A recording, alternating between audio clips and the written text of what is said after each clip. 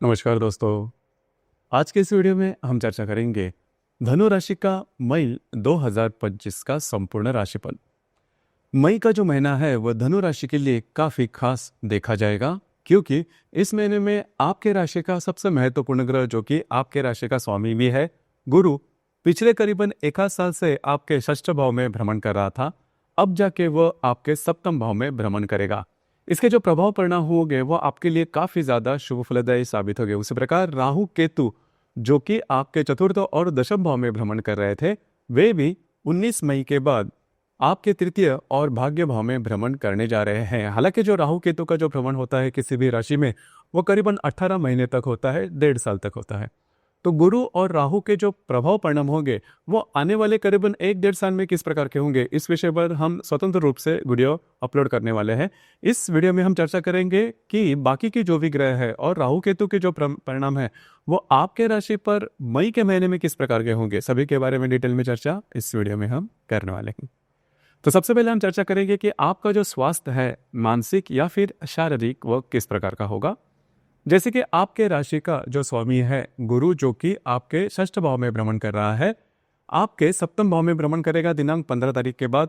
आपके षष्ठ भाव में ही दिनांक 15 तारीख को ही 15 मई के बाद रवि, जो आपका भाग्येश है, वो आपके षष्ठ भाव में भ्रमण करने जा रहा है। उसी प्रकार 24 तारीख के बाद बुध भी वहीं पर आने वाला है और हर्षल भी वहीं पर विराजमान है। उसी प्रकार आपके अष्टम भाव में मंगल का भी भ्रमण हो रहा है। मोटे तौर पर अगर देखा जाए तो इस महीने में आप बहुत ज्यादा एक्टिव नजर आओगे। लेकिन एक बात तय है कि पिछले करीबन 1 आध साल से जो भी आपने स्ट्रेस देखा था, खास करके फिजिकल मामले में, शारीरिक तौर पर, और थोड़ा बहुत मानसिक तनाव भी आपने देखा होगा, तो उससे अभी आप उबर रहे हो। लेकिन इस महीने में देखा जाए, मतलब मई के महीने में देखा जाए, तो जो मंगल आपके अष्टम भाव में भ्रमण कर रहा है वो छोटे मोटे आपको शारीरिक व्याधि से रिलेटेड कोई प्रॉब्लम दे सकता है।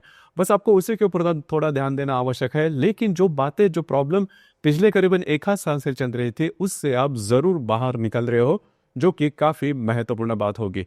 उसी प्रकार इस महीने में किसी भी प्रकार के नए काम की शुरुआत नहीं करना।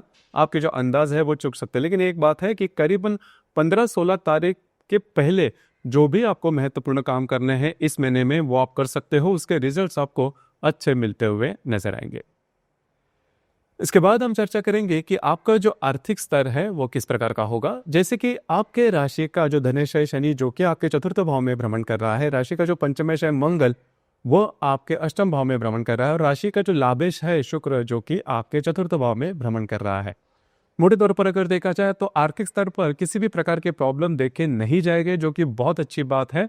दूसरी ज्यादा महत्वपूर्ण बात, अगर आप शेयर मार्केट में ट्रेड करते हो तो बड़े या फिर छोटे छोटे ट्रेड नहीं करना। आप लॉन्ग टर्म में बड़े ट्रेड कर सकते हो, लेकिन छोटे छोटे अगर ट्रेड करोगे शॉर्ट टर्म में, तो उसके जो रिजल्ट्स है वो जैसा आप चाहते हो उस प्रकार से मिलने की संभावना थोड़ी सी कम दिखाई दे रही है। लेकिन आपके लिए संपूर्ण महीने में आर्थिक स्तर पर किसी भी प्रकार के प्रॉब्लम देखे नहीं जाएंगे। जो आर्थिक स्तर है वो काफी अच्छा देखा जाएगा।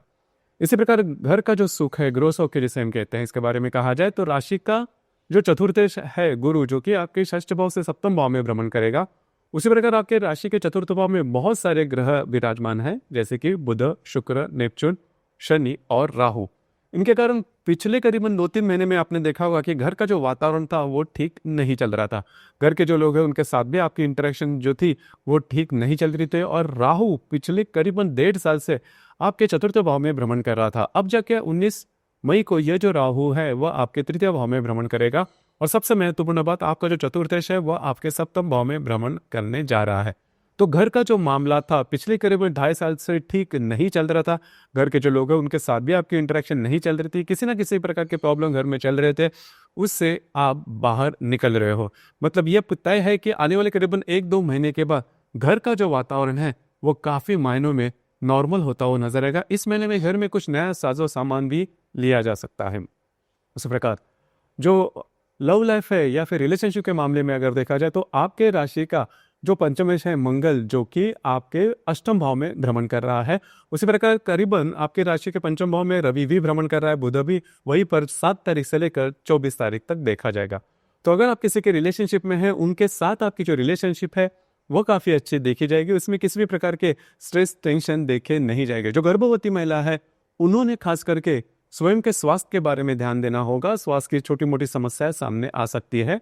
जो विद्यार्थी वर्ग है उनके लिए जो समय है वो नॉर्मल देखा जाएगा। इसी प्रकार वैवाहिक जीवन के मामले में अगर कहा जाए तो आपके राशि का जो सप्तमेश है बुध, जो कि आपके चतुर्थ, पंचम और षष्ठ भाव में भ्रमण करेगा। उसी प्रकार आपके सप्तम भाव में गुरु भी आने वाला है, जो कि बहुत ही महत्वपूर्ण बात होगी। 15 मई के बाद गुरु जो है वो आपके सप्तम भाव में विराजमान होगा। तो आप में और आपके जो वैवाहिक जोड़ीदार है उनमें कई महीनों में से जो प्रॉब्लम चल रहे थे उससे अभी आप बाहर निकल रहे हो, जो कि महत्वपूर्ण बात है। उसी प्रकार जो विवाह करना चाहते हैं, मतलब धनु राशि के जो व्यक्ति विवाह करना चाहते हैं, उनके लिए भी करीबन 20-22 तारीख के बाद का जो समय है वो काफ़ी अच्छा है और आने वाले करीबन 1 साल तक इस प्रकार के कुछ अच्छे अनुभव आपको मिल सकते हैं। गुरु जो आपके सप्तम भाव में भ्रमण करेगा वो आपका जो कॉन्फिडेंस है वो काफ़ी अच्छा देखा जाएगा। पिछले करीबन कई सालों से आपने देखा होगा, मतलब जैसे कि आपकी साढ़े साथी भी चल रही थी, मतलब इसे इसको बहुत सारे साल बीत चुके हैं, लेकिन जो अच्छे दिन जिसे हम कहते हैं उसका अनुभव आपने नहीं लिया है। लेकिन गुरु जैसे आपके सप्तम भाव में आएगा तो धीरे धीरे आपका जो कॉन्फिडेंस है वो काफ़ी अच्छा देखा जाएगा। आपके जो काम है वो बनते हुए नजर आएंगे। खास करके अगर आप विवाहित हो तो आपके जो वैवाहिक जोड़ीदार है उनके साथ आपकी जो कम्युनिकेशन है, जो हार्मनी है, वो काफ़ी अच्छी देखी जाएगी। जो भी आपका कार्य क्षेत्र है उससे रिलेटेड अगर देखा जाए तो राशि का जो कर्मेश है बुध, जो कि आपके चतुर्थ, पंचम और षष्ठ भाव में भ्रमण कर रहा है, तो कुल मिला के देखा जाए तो इससे रिलेटेड भी कोई बड़ी दिक्कतों का सामना आपको करना नहीं पड़ेगा। करीबन 16-17 तारीख के बाद का जो समय है उसमें आपको कुछ अच्छे अपॉर्चुनिटी वगैरह आपको मिल सकती है कार्य क्षेत्र से रिलेटेड। तो कुल मिला के देखा जाए या फिर मोटे तौर पर अगर देखा जाए तो धनु राशि के लिए ये जो महीना है वो धीरे धीरे आपके लिए पॉजिटिविटी लेके आएगा। लेकिन इस महीने में यह बात तय है कि आपको थोड़ा सा स्वयं के स्वास्थ्य के बारे में ध्यान देना होगा। और यह भी बात है कि धीरे धीरे जो भी बातें पिछले करीबन 2-3 साल से आपके लिए ठीक नहीं चल रही थी, अब जाके आपके लिए पॉजिटिव देखी जा सकती है। अब हम चर्चा करेंगे ग्रह योगों के बारे में। उसके जो प्रभाव परिणाम है वो आपके राशि पर किस प्रकार से देखे जाएंगे। जैसे कि दिनांक 2 तारीख को शुक्र और नेपच्यून की जो युति है वो आपके चतुर्थ भाव में होने जा रहे हैं, जो कि काफ़ी ज़्यादा सुफलदायी साबित होगी। घर के जो लोग हैं उनके साथ आपकी जो इंटरेक्शन है वो काफ़ी अच्छी देखी जाएगी। उनके साथ कहीं बाहर घूमना फिरना हो सकता है। इसी प्रकार दिनांक 17 तारीख को रवि और हर्षल की युति होने जा रही है आपके षष्ठ भाव में। यहाँ पर स्वयं के स्वास्थ्य के बारे में थोड़ा ध्यान देना होगा। स्वास्थ्य की समस्याएं छोटी मोटी सामने आ सकती है। सबसे महत्वपूर्ण बात, कार्य क्षेत्र से रिलेटेड किसी भी प्रकार के ऐसे निर्णय नहीं लेना जिसकी वजह से आपके जीवन की दिशा ही बदल जाए। इसी प्रकार दिनांक 22 तारीख को शुक्र और मंगल का त्रिकोण योग होने जा रहा है। मंगल जो कि आपके अष्टम भाव में भ्रमण कर रहा है और जो शुक्र आपके चतुर्थ भाव में भ्रमण कर रहा है, दोनों का जो त्रिकोण योग है वो आपके लिए बहुत ज्यादा शुभ फलदायी साबित होगा। घर के जो लोग हैं उनके साथ आपकी जो इंटरेक्शन है वो काफी अच्छी देखी जाएगी। कुछ अनएक्सपेक्टेड लाभ आपको मिल सकते हैं। वास्तु से रिलेटेड महत्वपूर्ण काम भी आप हाथ में ले सकते हो, जैसे कि नई वास्तु लेना, वास्तु बेचना, वास्तु में रिनोवेट करना या फिर अन्य कोई वास्तु से रिलेटेड जो भी काम है वो आप हाथ में ले सकते हो।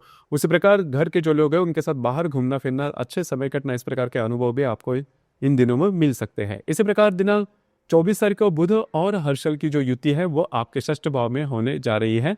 कार्य क्षेत्र से रिलेटेड, खास करके डॉक्यूमेंट से रिलेटेड किसी भी प्रकार का काम इन दिनों में नहीं करना, आपके जो अंदाज है वो चूक सकते हैं। इसी प्रकार दिनांक 30 तारीख को रवि और बुध की युति आपके षष्ठ भाव में होने जा रही है। अब ये जो युति है आपके लिए शुभ फलदायी साबित होगी।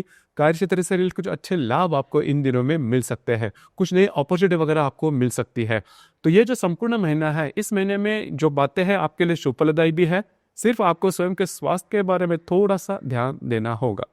इस महीने की जो पूर्णिमा है, जिसे बुद्ध पूर्णिमा भी कहते हैं, वो आ रही है दिनांक 12 तारीख को। उसी प्रकार जो अमावस है दिनांक 27 तारीख को होने जा रही है। तो अमावस और पूर्णिमा के दिन किसी भी प्रकार के महत्वपूर्ण निर्णय, कमिटमेंट, प्रोमिसेस या फिर विवादों से दूर रहना आवश्यक होगा। आपके लिए ये जो महीना है वो खास करके जो गुरु का जो बदलाव होगा वो आपके लिए काफी ज्यादा शुभ फलदायी साबित होगा। तो दोस्तों, ये था धनु राशि का मई 2025 का संपूर्ण राशिफल। धन्यवाद।